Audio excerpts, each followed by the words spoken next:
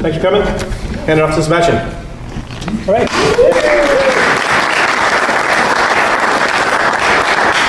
This is so cool. I'm kind of amazed that we have this awesome crowd. I want to thank again the organizers for putting all of this together.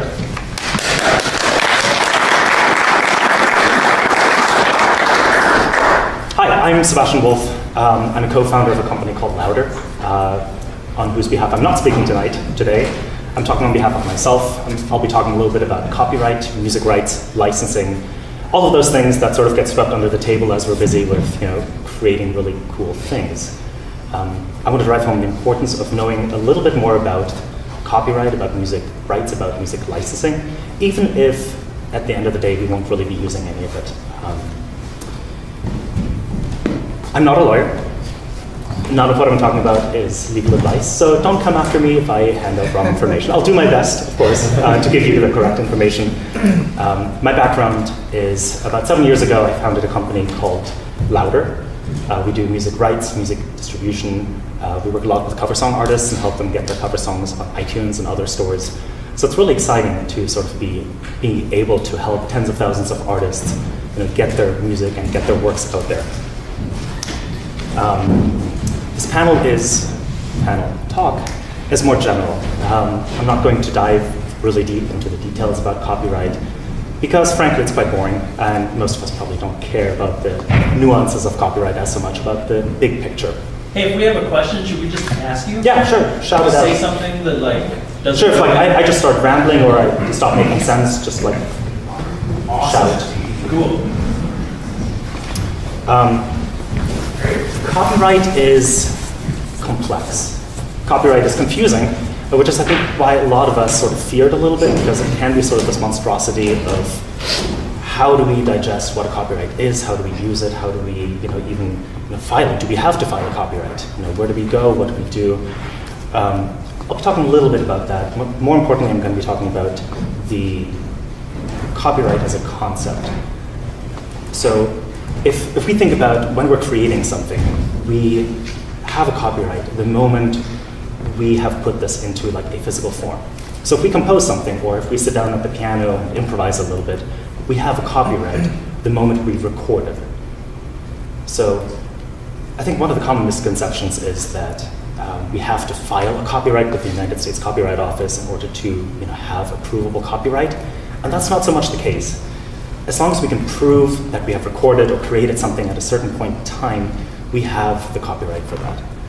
Now, of course, registering the copyright with the United States Copyright Office makes it easy to collect statutory royalties and a bunch of other benefits that it does offer, but it's not necessarily required. You get protection out of it, a few other things. Now, we don't have to fear copyright. Well, unless you're the kind of person who takes an entire soundtrack, uploads it to YouTube, and puts a little disclaimer in the copyright description: no copyright infringement intended. Turns out that's not actually a license to use someone else's content.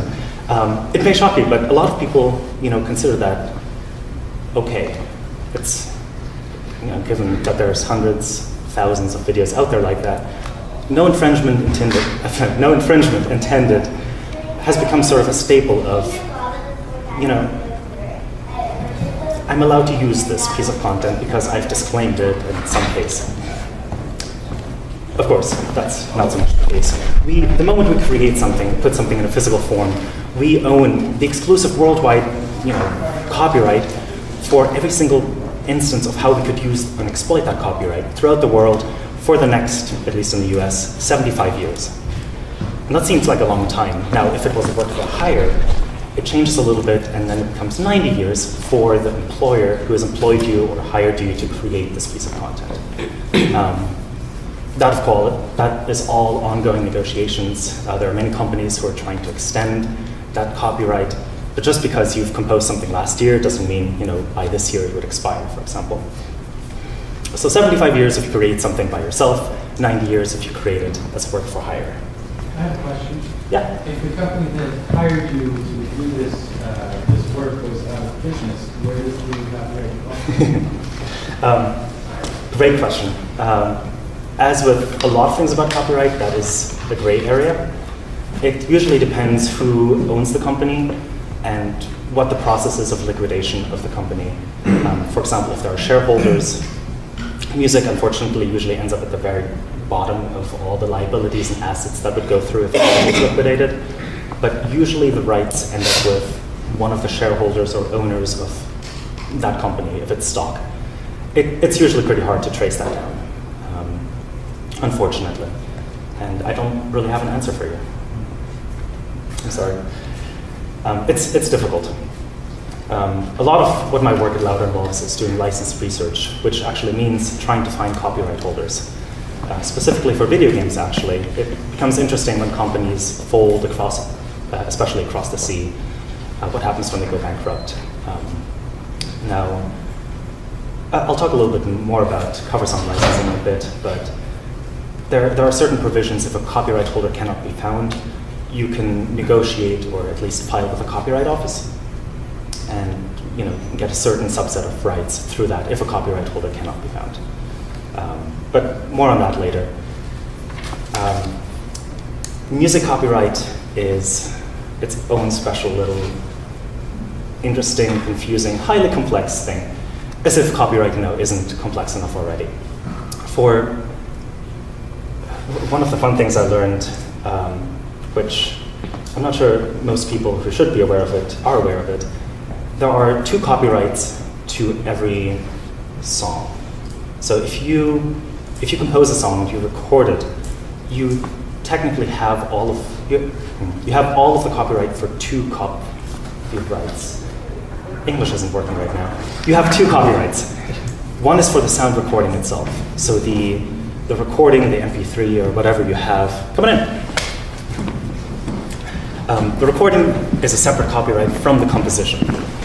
So those are 2 separate copyrights that you can use, that you can exploit. And that, unfortunately, that combination can get very complex very fast, especially in cases where there are collaborators involved. I work with someone who has a different citizenship, or there's just general complications that come through. This is actually very apparent in hip hop and R&B songs, where there can be a dozen collaborators, and every single one of them would have a different share or a different percentage ownership of such a copyright. And of course, when licensing such a song, you would have to find every single one of them and try to negotiate a license, which can be quite the adventure. So there's a sound recording copyright, and there's a compositional copyright. And at least in the US, it's a little bit interesting how those copyrights get exploited and how royalties for such copyrights get traced. If I compose a song and I go through Louder or DistroKid or CD Baby or another aggregator to get that song on all of the stores, I have the exclusive copyright for, as said, the sound recording, for the music publishing, for the composition. And iTunes would essentially pay me a lump sum for everything. Spotify, on the other hand, would break it up, since Spotify has what's called an interactive stream. Now, what that means is ASCAP, BMI, and other performance rights organizations have decided that clicking play on Spotify constitutes a performance, a digital performance, and the PROs such as ASCAP or BMI would collect statistics about how many songs were played and then pay out the rights holders on their behalf. At the same time, I would accrue a royalty for a composition on Spotify that Spotify would have to pay me directly. And then lastly, of course, given who I've chosen to distribute my song through, I would get a royalty for the masters. Come on, for the masters that I've accrued. So if that gives you a sense of how fragmented music rights can be, this is just the overview. It actually gets very interesting. Pandora, for example, is a different stream than Spotify, and the royalties get routed differently. There's a company called Sound Exchange that collects on Pandora's behalf that then pays you out once you come forward and claim it. I want to send out a newsletter with some of this, if anyone's interested in hearing a little bit more about it. because it can be a very complex world, and me talking for 10 minutes won't exactly do it justice, especially for actionable steps that you can take to ensure that you get paid the right royalties for your work. Just as a general show of hands, how many composers, or primarily composers, do we have in the room? How many sound designers primarily, or engineers? Excellent. How many lawyers? No one brave enough. Okay. So I'm sorry that most of this talk won't necessarily apply to sound effects and sound design, since those are very separate rights and royalties. But for compositions specifically, these are things that I think are very important to understand as a composer, especially where to register your works and which companies and which registries to contact to make sure that you're paid the right amounts. With music copyright, there are multiple avenues of exploiting your copyright. One is mentioned, of course, if you have the copyright for a recording, you can come forward, you can claim it, you can sell that recording for the composition. There are performance royalties, which again, ASCAP, BMI, CSAC, and other PROs collect, especially internationally. There are streaming royalties. There are mechanical royalties, again, for the composition. And there are print royalties for such things as piano rolls, for such things as sheet music, and other physical manifestations where you can see the composition being displayed in a graphical format. The last one is sync, and I think that might be one that we might be most familiar with, given YouTube, given all the things that we consume that is both a visual and an audio experience. What's interesting about YouTube and sync is when you create a video that contains a sound recording, copyright has stated that that is actually not a video and a sound. It has become a derivative work. It is a new thing that, well, at least according to copyright, cannot ever possibly legally be separated. Because if you turn off your monitor, you definitely don't have just audio. That's not what happens according to copyright. So that makes yeah. Go ahead. Does that include things just like you put the album cover on there and that's all it plays? It's just that is correct. Okay, wow. That would be considered a derivative work. But if it was just a black screen, but it was playing through a YouTube video player, Yep, that's it still has a video. Okay. It has a video element. It is a video of nothingness, of course, but I guess pixels are something.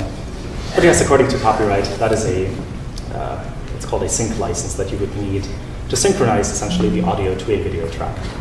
Now, if you own all the rights, of course, that isn't an issue.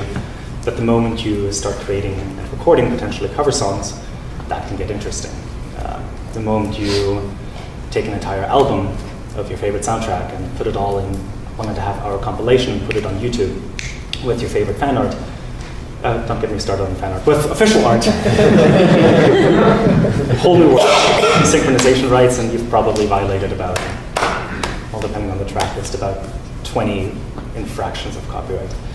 The thing is, about copyright, who cares? Typically, the ones who understand copyright will care a little bit more.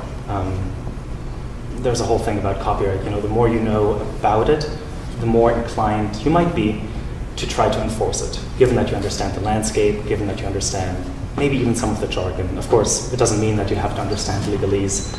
No one does.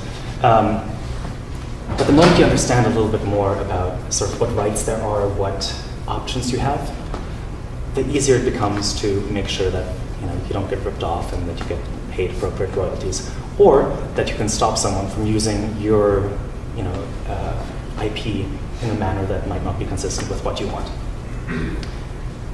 If you don't care at all, that's great. That can be your prerogative. With cover songs, I've noticed a lot of cover bands, especially in the world of game music, we love our covers. There are conventions like MagFest and PAX where you turn around a corner and you see a cover band performing Super Mario. And that's great, that's wonderful. Now, of course, it isn't always in a company's best interest to allow covers. So there are many studios out there who actively try to prevent covers from existing. And that may be just the way the studio or the game company decides to lead their business. In other times, it may simply be, we don't know anything about this, we don't know how to enforce it, or even if we want to enforce it. So it really comes down to understanding what the landscape is like, what the community is like, and what you really want to do. I love covers, I record covers, I play covers, I listen to covers all day long alongside my original soundtracks. So I might be biased when saying that, cover songs and trying to make them happen on a larger scale is a pretty exciting opportunity for anyone, especially composers out there. I know how rewarding it is to go on YouTube and find someone else has covered your song in tribute to the musical creation that you've done.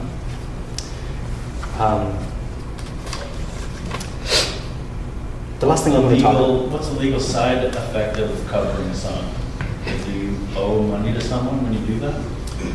Yes. Going back to the mechanical royalties, when you cover, say you compose a song. If I want to cover your song, I need to serve you a license and say, I'm going to cover your song and I'm going to pay you statutory royalties for the use of that song. Now that, of course, is the official way of doing it. There are many composers out there who may or may not care about cover songs existing or even being sold. And that, is totally fine if everyone is happy. If I want to do it the correct way, I can come to you and say, I'm going to pay you this amount, I'm going to pay it quarterly, I hope this is okay. And then you come back and say, yes, of course, that's great. I love receiving tiny checks of 9.1 cents, and, which is the current statutory royalty for cover songs. Anyway, you decide, yes, that's great, and I'm allowed to create my cover, I can come to you, I can sell it, and you would be able to collect those royalties. But does that change then if I'm just like performing it live, or if I'm just giving the song away, or giving away a recording of it live? Like, how deep does that go? At what point don't I have to pay the original composer? Or do I always have to? Well, if the composer says, I don't care, I can waive my royalties, they have the ability to do that, assuming they have exclusive rights to do that, which might not be the case in other countries. I'm not going to talk about territorial rights.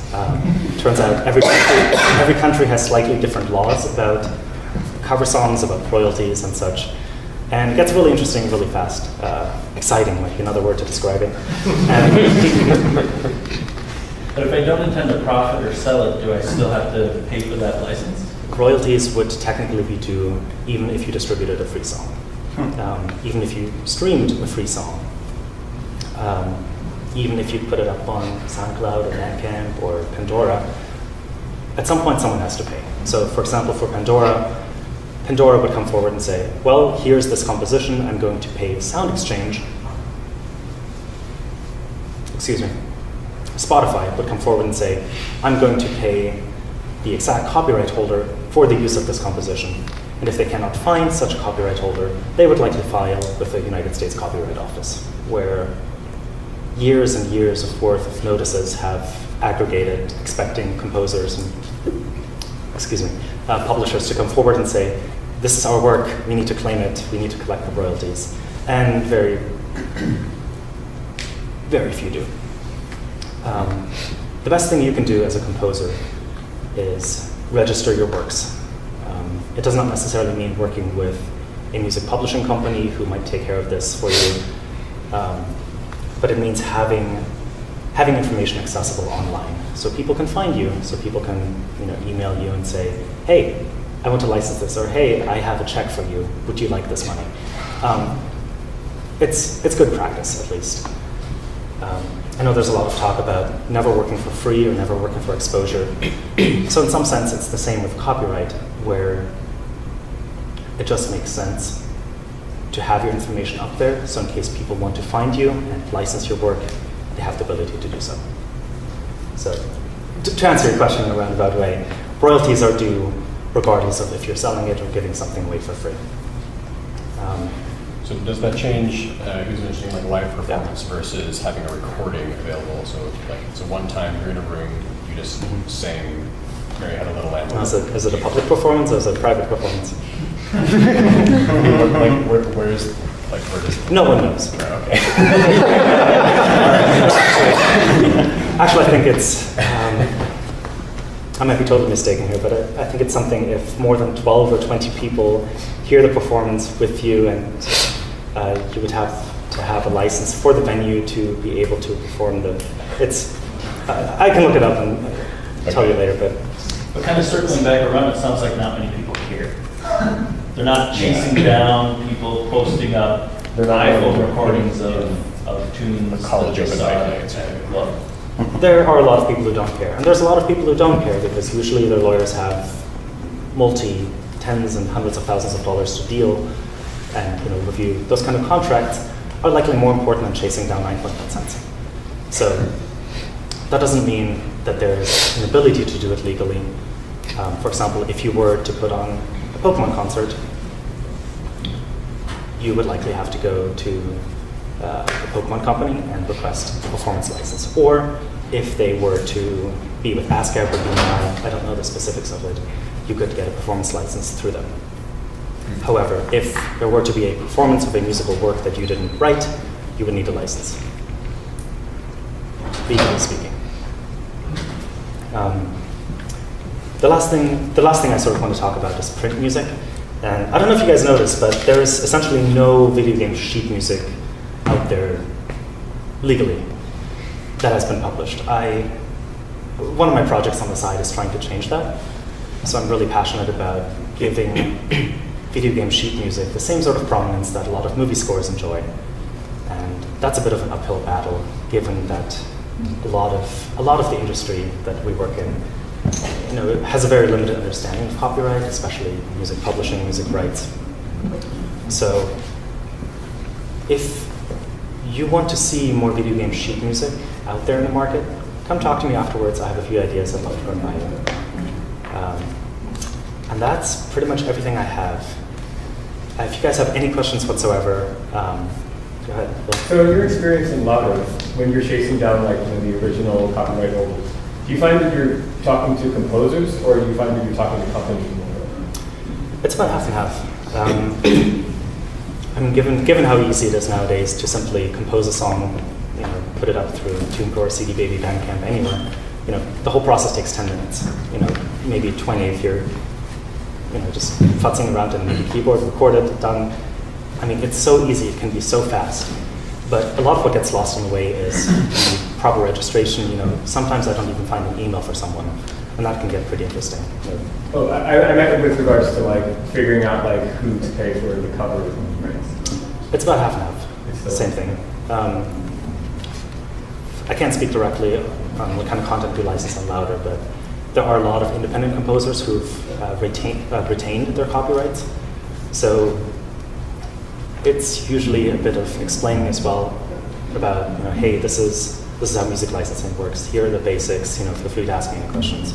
For a lot of publishers, of course, it's much easier because they have a solid understanding of, well, this is the music business. These are the basics. But there are a lot of independent composers out there who, frankly, have no idea. Could you speak to, if you're an in-house employee of a company and you're writing music, how the rights and stuff split out that way? I suppose it would depend on the employment contract. Usually, Work for hire, right? Usually it's all work for hire, unless you have a super sweet deal where you get to maintain distribution rights for the soundtrack, or if you get to, maintain a certain percentage of the music publishing. Sometimes companies are better equipped to deal with music publishing than individual artists. And a lot of the time with video game studios, their prerogative is to create games, not to act as a music publisher. So priorities will likely be shoveled towards creating a game rather than trying to figure out statutory royalties pertaining to mechanical licensing. So if any in-house composers are passionate about trying to collect that, I have a referral for a company that can actually help get that set up. And we can talk a little bit after. But yeah, in-house, usually all work for hire. The company holds on to all of the rights. So you don't keep the composer share, potentially, if that was licensed elsewhere? the composer share for. For the music that was created while you're in-house. So I worked on a bunch of games for EA. Right. And I know EA has put those out for licensing. And I think one of the, none of mine has gone yet, but I know one of the guys who did NHL, his stuff's got licensed for a TV show for wrestling or something, because it's all this heavy metal stuff. That's cool. That's awesome. So, with EA, actually, Network owns a Yeah. lot of the music publishing for that, which is a music publishing company based out of Vancouver. So they would have likely facilitated a lot of the sync placements in that case. So I don't know if the composer would be directly paid for that, or if that was all just money. Here you go, Electronic Arts. the composer gets paid, because I talked to the composer. Then the composer has a sweet deal with EA. There's actually a lawsuit that just recently went through, and the composers won. That they determined that after a certain point, the work for hires would revert back to the composers. There are ways to do that. I don't know the details, but I know there was a lawsuit and EA lost. And a bunch of stuff Oh, was interesting. done, so that now it's so if he composed some stuff back in the day, Do you know if that was Canada or the States or? Joe won. Yeah. That's really cool. I need to read up on that. I didn't know about that. That's cool. Any other questions about the magical world of music licensing? Twitch.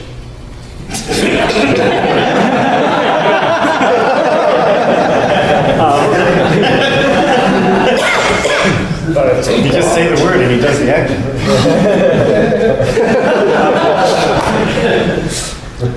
Twitch is interesting. That'll be fun to figure out for them. I suppose it would be a webcast, given that it's an audio stream, so they would likely report to Sound Exchange for the performance royalties, but also ASCAP, BMI, and CSAC for the mechanical license. Given that it's, I have no idea.